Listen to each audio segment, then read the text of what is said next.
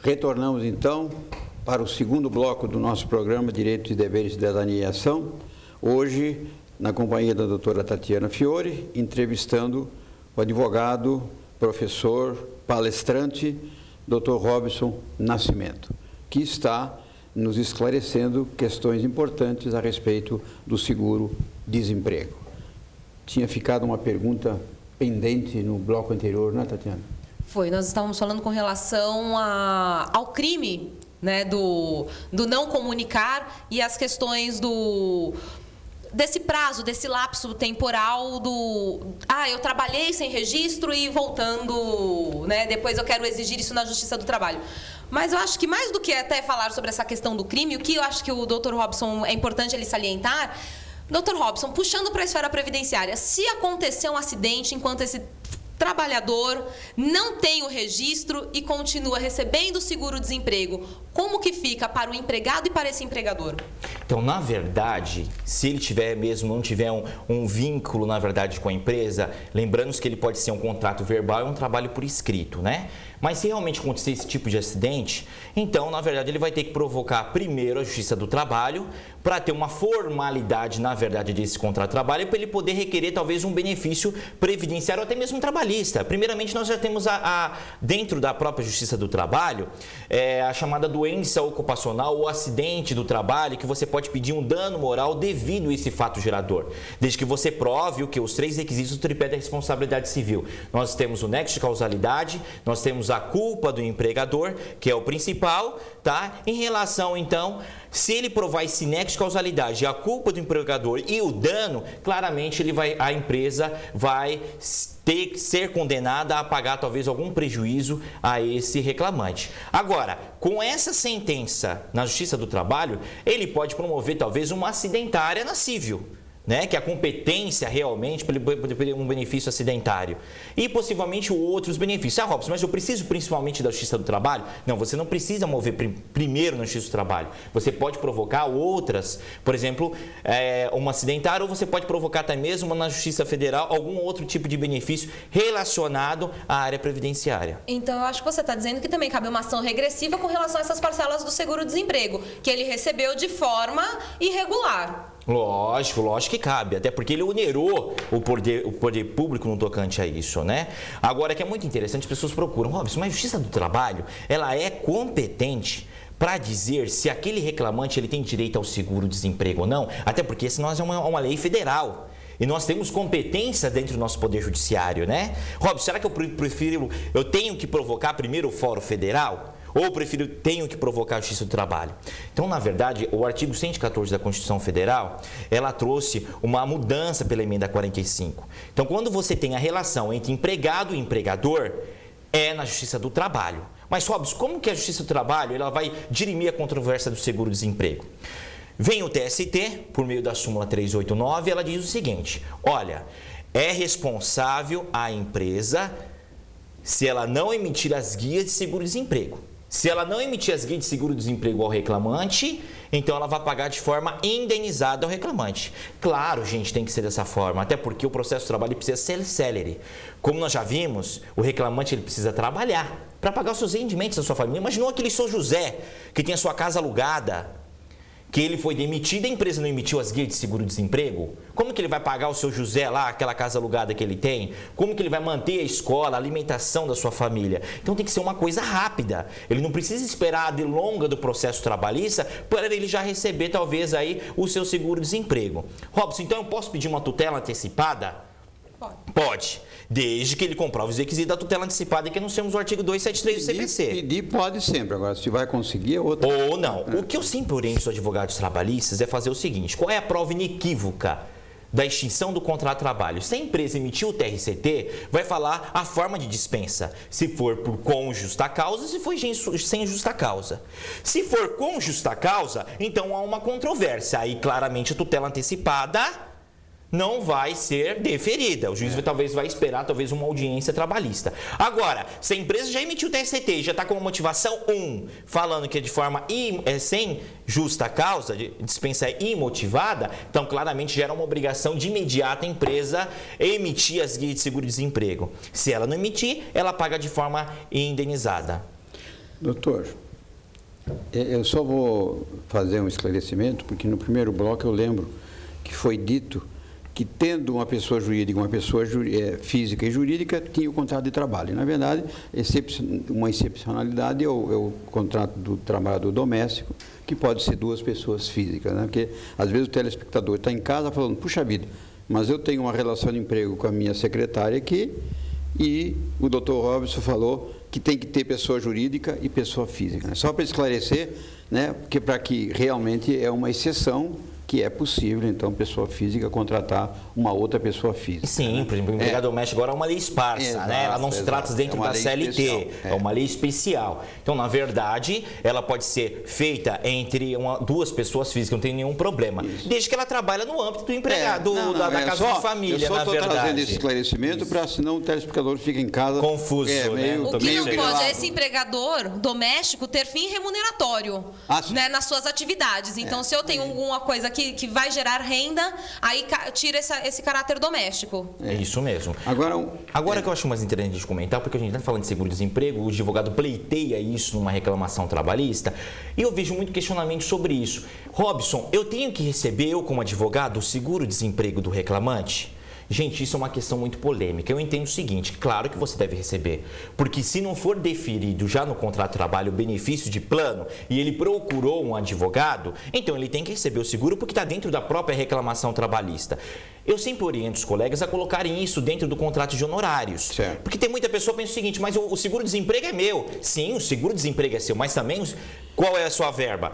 O saldo de salário também é seu, o 13º também é seu, o aviso prévio também é seu, só que não foi pago. E aí tem a discussão do fundo de garantia também. O fundo de garantia, que é a multa de 40%. Então, na verdade, sim, o advogado ele também tem que receber essas verbas. Que é comum na Justiça do Trabalho, doutores, às vezes no próprio juiz, na audiência, fala o seguinte, olha, eu vou te emitir as guias de seguro-desemprego, só que o acordo que você está fazendo é que é de R$1.000. O senhor concorda? Porque você vai ter que pagar sobre 1.000 os 30% sobre o seu advogado. Não, negativo. Se ele procurou a pessoa do advogado para provocar o Poder Judiciário de ofício, que ele, o juiz de ofício, ele não pode se manifestar na sua reclamação trabalhista. Ele precisa do quê?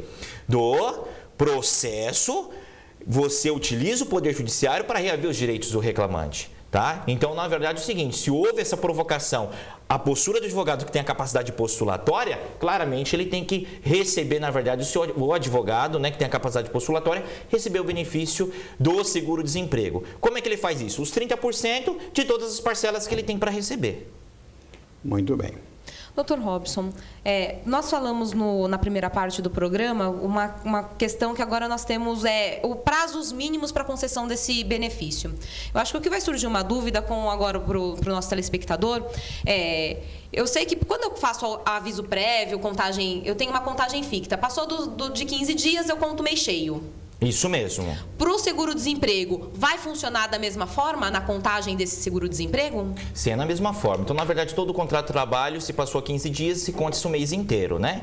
Então, se ele saiu, por exemplo, houve extinção do contrato de trabalho no dia 3, no dia 4, ou no dia 5 ou posterior, conta-se, na verdade, o mês inteiro, né? Então, na verdade, o que vai variar são as questões de parcelas que ele tem para receber. No primeiro pacto laboral, que ele vai ter início agora pelo seguro-desemprego, ele tem que comprovar aí, no mínimo, no máximo 23, entre no mínimo 18 meses, que ele vai ter direito, então, ao seguro-desemprego.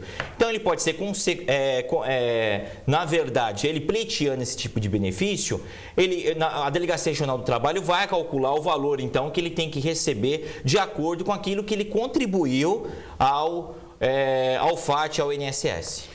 Com essa medida provisória, que foi convertida na Lei 13.134, quem se beneficiou do seguro-desemprego há um ano atrás e venha a pleitear agora o novo benefício, ele vai se sujeitar à regra como que fosse a segunda vez, ou aqui com a lei nova começou tudo do zero?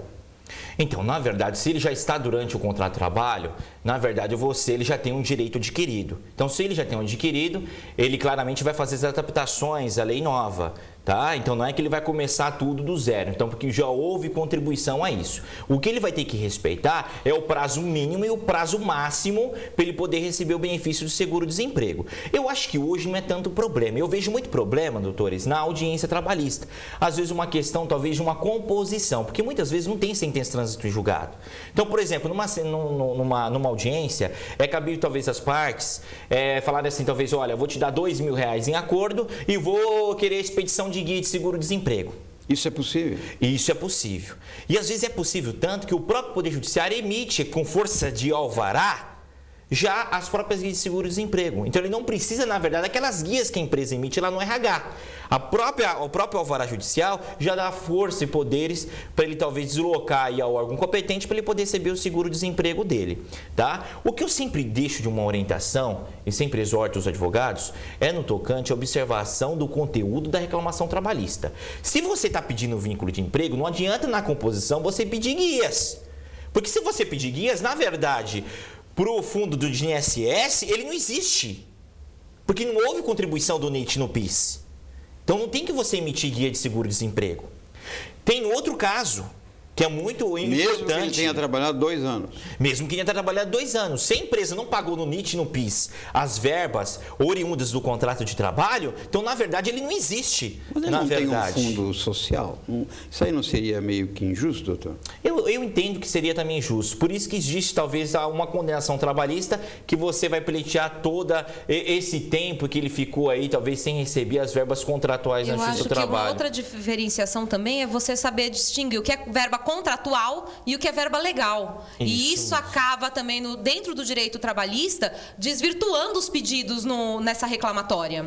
Isso mesmo. É importante também observar que, por exemplo, o seguinte, se você está numa audiência trabalhista e não houve aquela contribuição por parte da empresa do contrato dele de trabalho ao NIT no PIS, e se você emitir umas guias de seguro-desemprego por força de alvará, pode chegar isso na Delegacia Regional do Trabalho e o delegado falar o seguinte, você não tem direito ao benefício de seguro-desemprego, porque não houve contribuição social no seu NIT e no PIS. E aí como é que fica, Rob? Se ele fez aquela composição, tem que buscar novamente Justiça do Trabalho? Não, não pode, porque já é incompetente Justiça do Trabalho. Ele tem que procurar um advogado previdenciário, pleitear isso lá na Justiça Federal. Tá? Porque ele, com a alvará na mão, ele consegue talvez provar esse benefício. Então, a Justiça do Trabalho, a partir da hora que ele emitiu as guias, acabou a sua jurisdição, a sua competência. Uma outra questão que eu acho que vai ficar um tanto quanto conturbada. Nós tivemos, há um tempo atrás, uma mudança na lei do aviso prévio. Sim. Né, que considerava agora a questão dos 90 dias, dos prazos, e esse prazo da contagem, quando trabalhei, esgotei os períodos, que eu vou conseguir os 90 dias desse aviso prévio, ele vai ser contado também como tempo para esse seguro-desemprego e entra naquela contagem concessória? Sim, ele entra. O aviso prévio ele faz parte do contrato de trabalho, né?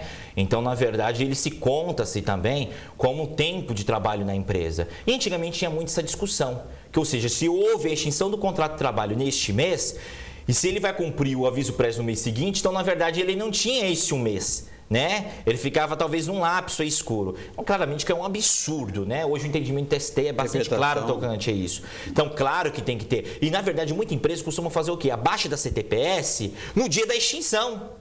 Então, na verdade, você tem que fazer a baixa da CTPS prorrogando o aviso prévio, que faz parte do contrato de trabalho. Essa prorrogação vai existir pro contrato, para a baixa da CTPS, da carteira de trabalho desse funcionário, ex-empregado, e para a contagem dessas verbas legais. Lógico, tanto até porque quando ele recebe o aviso prévio, ele trabalha durante o contrato de trabalho, ele tem reflexo. Esse aviso prévio ele tem reflexo em férias, ele tem reflexo em 13º, em DSR, que é o principal verba contratual trabalhista que nós chamamos em reflexos, né? Então, claro, o advogado também deve pedir isso na sua petição inicial. Se houve a baixa antecipada, ou seja, no dia da extinção do contrato, tem que haver essa prorrogação durante o aviso prévio. Uma coisa que fica claro também é o seguinte, o pedido, ao contrário do que muita gente pensa, na Justiça do Trabalho, a gente faz o pedido genérico e deixa o juiz resolver.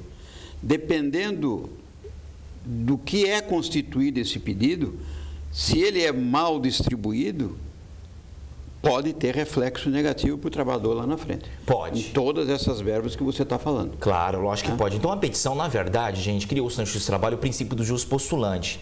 Na verdade, eu acho isso um absurdo. O TST está vendo discutindo até hoje sobre isso, né? Porque, na verdade, o trabalhador ele não tem uma técnica processual para saber qual o direito que ele tem. Por isso que ele procura um advogado, para saber qual os direitos do contrato dele de trabalho, né? Então, o advogado ele precisa usar a sua técnica processual e pedir tudo aquilo que é de direito do reclamante. Se ele não pedir, o juiz ele não pode dar o pedido. Nós chamamos de ultra petita, né? Então, na verdade, se ele pediu, o juiz não deu, nós temos o Instituto dos Embargos de Declaração, para apontar talvez uma omissão, uma contradição, uma obscuridade no tocante àquela sentença, né? Então, é importante sempre o advogado, ele observar o pedido da inicial, observar o que houve de trânsito julgado na sua sentença. Eu acho que volta até aquela... observação que cuidado na hora de você procurar o profissional que vai pleitear os seus direitos, né? Isso. Vá por uma boa indicação, vá por, né, pesquise esse profissional, porque um pedido mal feito, né, não vai gerar direito. Dr. Robson, infelizmente acabou. Eu sei que o telespectador da TV Destaque também fez assim, mas já, eu tô com um monte de dúvidas, eu sei que vai chover dúvidas, não só de seguro-desemprego, mas com relação ao contrato de trabalho. Tenho direito, não tenho direito? Nós vamos estar repassando para vocês. Então, mandem a dúvida que ficou aí no direitosedeveres.tvdestaque@proleges.com.br. Muito obrigada por ter atendido o nosso pedido. Dr. Clóvis, muito obrigada pela companhia, pela participação. Muito bem. Obrigado, então, a todos e agradeço especialmente ao Fábio Mantovani, ao Fernando José, que nos dão o apoio à equipe técnica, e ao Geraldo, que é o grande responsável pela organização do nosso programa. Agradecemos e uma boa semana a todos.